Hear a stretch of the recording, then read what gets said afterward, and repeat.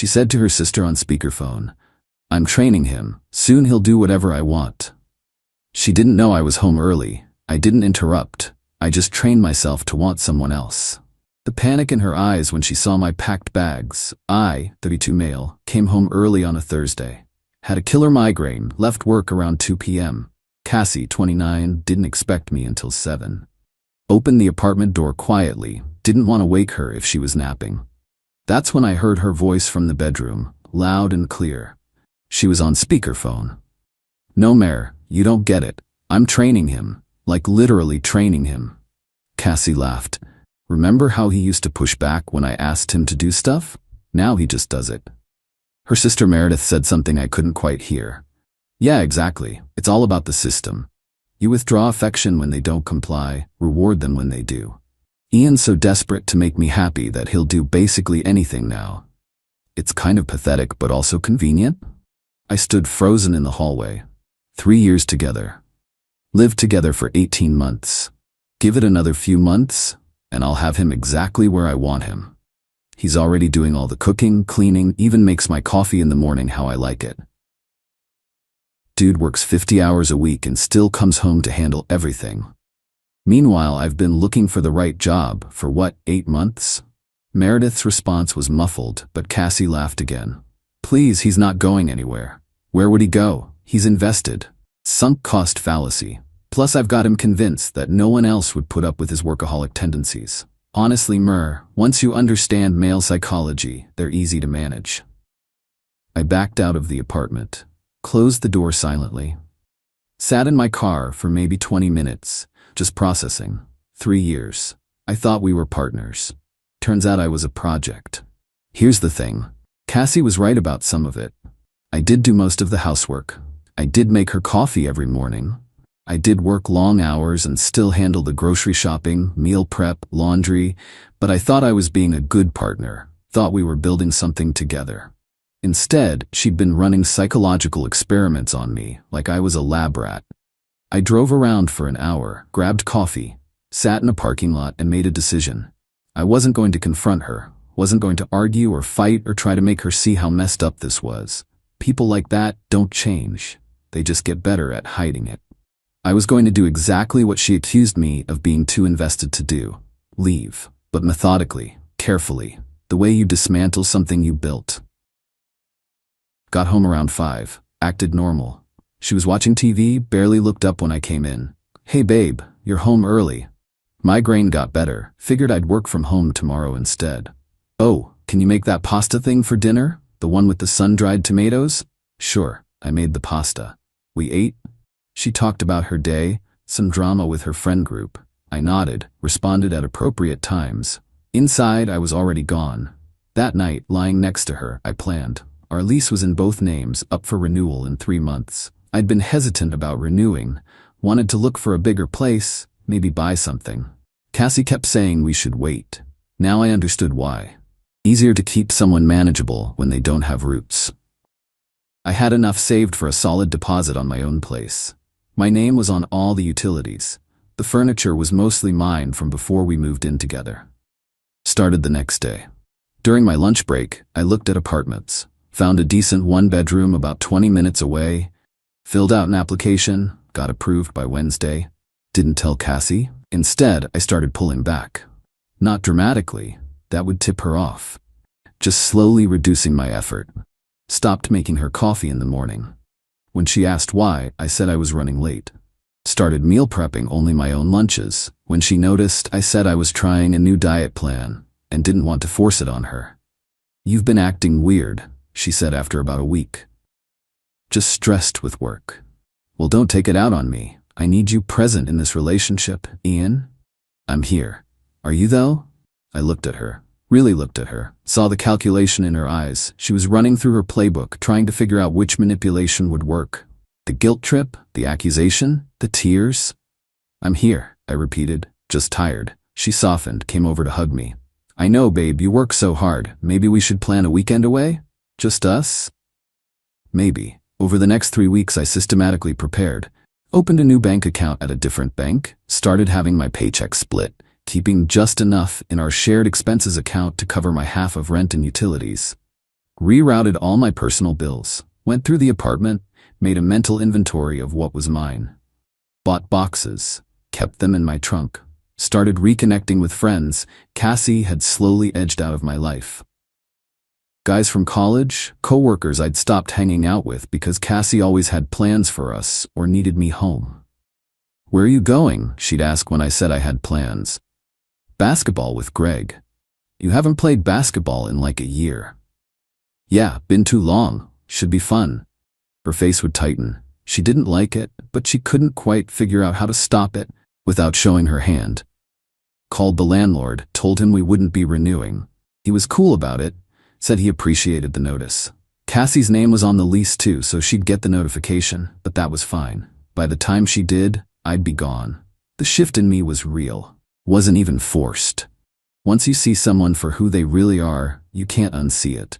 Every "I love you" from her felt like a lie. Every touch felt manipulative. I was polite, cordial, but the emotional connection? Dead. "Are you seeing someone else?" she asked one night, about 5 weeks after the speakerphone conversation. "No, you're different, you're distant. Just focused on work, big project coming up." "You're lying." Her voice had an edge now. "I can tell when you're lying." "I'm not seeing anyone else, Cassie, I'm just tired." She tried a different tack, started being extra affectionate. Cooked dinner twice, badly, but she tried. Suggested we watch my favorite show. Initiated intimacy more frequently. I went through the motions.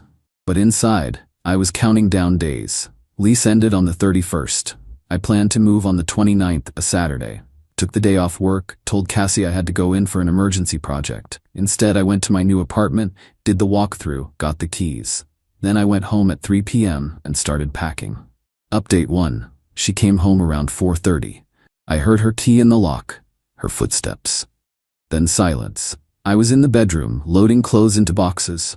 My clothes. Had already packed my books, my gaming console, my kitchen stuff I'd brought into the relationship. "Ian?" Her voice was uncertain. "What are you doing?" I looked up. "Packing. I can see that." "Why?" "I'm moving out." Her face went through about 5 emotions in 3 seconds. Confusion, disbelief, anger, panic, then this calculated calm. "Very funny. What's this actually about?" "This is about me leaving. Lease is up in 2 days. I'm not renewing." "We didn't discuss this. You can't just decide." "I can actually, and I did." "Ian, stop." She used her soft voice, the one that used to work. "Whatever's going on, we can talk about it. This is insane. You're being impulsive." "I'm being deliberate actually. Been planning this for 6 weeks." That landed. Her expression changed. 6 weeks? What happened 6 weeks ago? "I came home early, heard you on speakerphone with Meredith, the training conversation." All the color drained from her face. "That was, I didn't mean." "You meant it, and you were right about some of it. I was trained, I was doing everything while you did nothing, but you were wrong about one thing." "What?" "You said I was too invested to leave. Turns out, once you realize someone sees you as a project instead of a partner, it's pretty easy to check out." She switched tactics fast, the tears came. "Ian, please. I was just venting to my sister. I didn't mean any of that. You know how sisters talk, we exaggerate." "Don't. I'm not doing this." I went back to packing. "Where are you going? Got my own place? You got an apartment? Without telling me?" "Yep. This is insane. You can't just abandon me. We live together. We have a life." "You have a life. I had an arrangement where I worked and did housework while you found yourself." "That's not fair." "You're right. It wasn't fair. That's why I'm leaving." She started crying harder. "I love you. We can fix this. I'll change." "Cassie, you told your sister you were training me like a dog. There's nothing to fix. We're done." "You're being cruel. After 3 years, you're just throwing us away." "I'm not throwing anything away. There was no us. There was you managing me." I kept packing. She kept crying, pleading, occasionally switching to anger. I ignored all of it. Took me about 3 more hours to get everything sorted. My friend Greg showed up with his truck around 7. "Dude," he said quietly when he saw Cassie's face. "You good?" "Yeah, I'm good." We loaded boxes. Cassie followed us around, alternating between begging and yelling. At one point she tried to grab a box, said half the stuff was ours and I couldn't take it. I pulled up receipts on my phone, showed her the purchase dates. Before we lived together, she backed off. By 10 p.m., I was done. Apartment was mostly empty of my stuff. I left the furniture we'd bought together. A couch, a coffee table. Everything else was mine, and it was gone. Ian, please. One last try at the door. Don't do this. We can go to counseling. We can work on things. No, we can't, because you don't think there's anything to work on. You think you found a system that works. Good luck with that, but I'm out. You'll regret this. No one else is going to deal with your workaholism. You're going to realize what you gave up. Maybe. But at least I'll be with someone who sees me as a person. I left, went to my new apartment. Greg helped me unload, ordered pizza, cracked open beers. That was intense, he said. Yeah. You okay? Getting there. Spent that first night in my new place on an air mattress, surrounded by boxes. Weirdly peaceful. No one to manage my emotions for. No one evaluating my behavior. Just me. Cassie started texting around midnight. 33 messages in 2 hours. Started with apologies, moved to promises, ended with anger. Blocked her around 2 a.m. Next day, Sunday, Meredith called. I answered, curious about what script they'd come up with. Ian, it's Meredith. Cassie told me what happened. Did she tell you I heard your conversation? The training one? Silence. That was taken out of context. There's no context that makes that okay, Meredith. Look, my sister loves you. She's devastated. Can you just talk to her? No. You're being childish. Relationships take work. You don't just bail when things get hard. Things weren't hard. Things were unbalanced. Big difference. She's a mess right now. How can you be so cold? Tell your sister good luck with her next training project. We're done here. I hung up, blocked her too. The entitlement was unreal. They genuinely thought I should come back because Cassie was upset. Like her feelings mattered, but mine didn't. Like overhearing someone plot to manipulate you was something you just get over. Nah. I was done. Update 2. First week was quiet. Too quiet.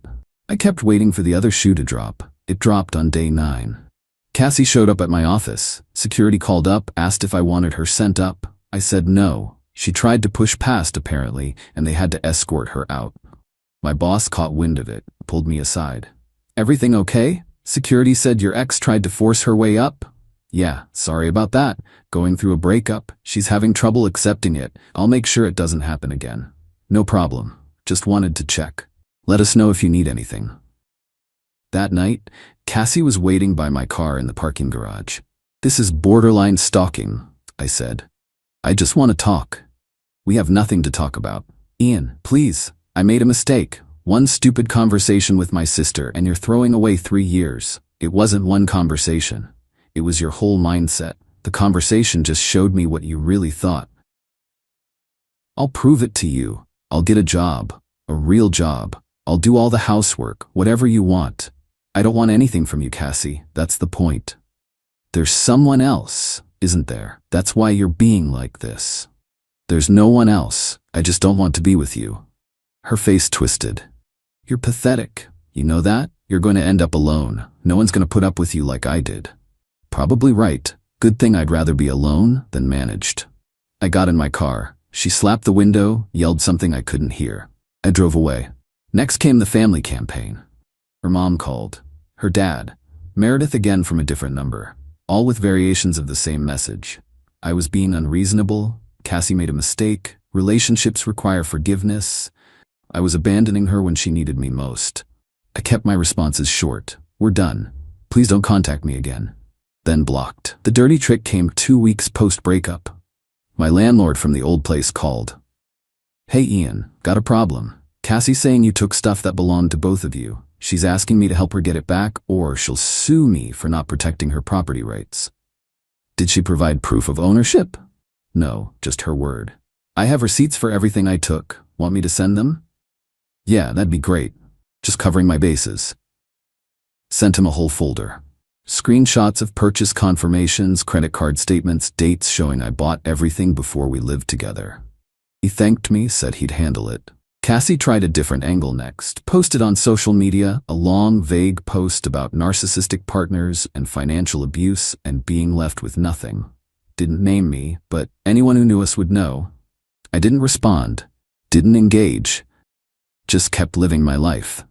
Here's what she didn't expect. I was fine, better than fine actually. My apartment was smaller, but it was mine. I cooked when I wanted, cleaned on my schedule. Started playing basketball weekly with Greg and some guys. Picked up reading again. Slept better. About 3 weeks in, I ran into Dana. We'd worked together 2 years ago, stayed friendly but lost touch after I got serious with Cassie. Bumped into her at a coffee shop. Ian. Oh my God, how are you? We caught up. She'd switched companies, was doing well, single after her own relationship ended 6 months back. We exchanged numbers, said we should grab drinks sometime. We did. The following Thursday. Nothing romantic, just two people catching up. But it was easy, comfortable. She laughed at my jokes. I wasn't performing or managing or trying to be anything except myself. You seem different, she said, more relaxed than I remember. Yeah, went through some stuff recently, coming out the other side. Good stuff or bad stuff? Started bad. Ending good. We had drinks twice more over the next 2 weeks. Third time she kissed me. I kissed her back. It felt right. Uncomplicated. I should tell you, I said. I just got out of something, like a month ago. I know, your social media made it pretty clear. You saw Cassie's post? Everyone saw it. Most people saw through it too, if that helps. Doesn't hurt, Dana smiled. Look, no pressure. We can take this slow. I just like spending time with you. Same. That's when Cassie's spy network kicked in. One of her friends saw us at a bar. Reported back. Next day, my phone exploded. Texts from a new number. Unknown. So you did have someone else. You liar. Unknown. Been seeing her this whole time probably. Used me until you had something better lined up. You're disgusting. Everyone needs to know what kind of person you really are. I screenshot everything. Didn't respond. Called my buddy who's a lawyer. Asked about harassment laws. He said to document everything, send one cease and desist, then if it continued, we could pursue a restraining order. Sent a formal text. Cassie, this is harassment. We're broken up. Who I see is none of your business. Contact me again and I'll pursue legal action. She showed up at the bar Dana and I went to. Must have gotten the location from her friend. Dana and I were having dinner when Cassie walked in, saw us, and made a scene. Are you kidding me right now? She was loud. Everyone turned to look. I stayed calm. Cassie, you need to leave. You told me there was no one else. You lied to me. I didn't lie. There wasn't anyone when we broke up. What I do now isn't your concern. We broke up a month ago and you're already with someone? That's sick. Dana spoke up, voice level. Hi, I'm Dana. We actually just started seeing each other last week, but also, not sure how this is your business. It's my business because he was my boyfriend for 3 years. Was. Past tense. Maybe time to move on? Cassie turned on her. You don't even know him. He's a workaholic who'll ignore you for his job. Good luck with that. Thanks for the warning. I'll take my chances. The manager came over. Ladies, I need everyone to keep it down or I'll have to ask you to leave. I'm already leaving, Cassie said. Enjoy your rebound, Ian. Hope she enjoys being your maid. She stormed out. Dana looked at me. Your ex seems nice. I laughed. Couldn't help it. Sorry about that. Don't be. Kind of explains why you're still a little guarded. That obvious? Little bit. But I get it. Take your time. The fact that she was cool about it didn't make it a big dramatic thing. That meant everything. Update 3. Final. It's been 4 months since I left. Time for the final update because this needs to be closed out. Cassie didn't let up easy. After the bar incident, she tried a few more things. Week 6. Showed up at my apartment building. Building has security. They called me. I told them she wasn't welcome. They escorted her out. She screamed about how I was keeping her personal items. I wasn't, and she'd call the police. She didn't. Week 7. Her dad called my dad. Complained that I'd abandoned his daughter and stolen property. My dad, who never liked Cassie, told him to tell his daughter to move on. Then called me to make sure I was okay. Week 8. Posted on social media again. This time directly tagging me in a long post about narcissistic abuse and love bombing, then discarding. My friends defended me in the comments. I untagged myself and let it go. Week 10. Tried to friend request Dana on multiple platforms. Dana blocked her immediately and sent me screenshots of the requests. Your ex is persistent. I'll give her that. The thing that finally ended it wasn't legal action or a big confrontation. It was Cassie realizing she had no leverage. The apartment lease wasn't renewed. She had to move out. Heard through mutual friends, she moved back with her parents.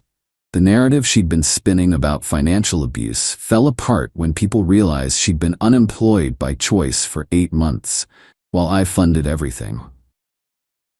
Her friends started distancing themselves after the bar scene. Apparently, making a public spectacle isn't a good look. The few who reached out to me got the real story. Overheard her saying she was training me, decided that wasn't a relationship I wanted, left. Most of them said some version of, "Yeah, that sounds like something she'd say." Dana and I kept seeing each other. Took it slow like she suggested. She never pushed, never demanded, never manipulated, just showed up as herself and let me show up as myself. Novel concept. 3 months in, we had dinner at her place. Halfway through, she said, "You know you can relax around me, right? I'm not keeping score." I know. Do you though? Because sometimes you still act like you're being evaluated. I thought about it, working on it. 3 years of walking on eggshells doesn't go away overnight. Fair. Just want you to know, I like you as you are, not as whatever optimized version you think you should be. That meant more than she probably knew. Last I heard about Cassie, through the grapevine because I don't check on her, she's seeing someone new. Some guy she met online. Already living together after 2 months. Her social media shows them doing all these activities, her posting about finally finding someone who gets her. I don't feel vindicated or satisfied. Mostly I just feel bad for the guy. He's probably getting the same treatment I did. The training program. Maybe he'll figure it out faster than I did. Maybe he won't. Not my problem anymore. My life now, dating Dana seriously. We're taking a trip next month. Back in touch with all my friends, playing basketball weekly, reading more. Actually enjoying cooking again because I'm doing it for me, not to meet someone else's standards. The apartment's fully furnished now. Got a decent couch, a proper bed frame, filled the bookcases. It's not huge or fancy, but it's mine. No one's evaluating how I load the dishwasher or critiquing my grocery choices. Work's going well. Got a promotion last month. The focus I'd been putting into my relationship went back into my career. Turns out I'm pretty good at my job when I'm not emotionally exhausted.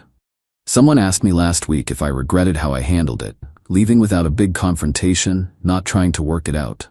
Nope, I said. Some things aren't fixable because they were never broken.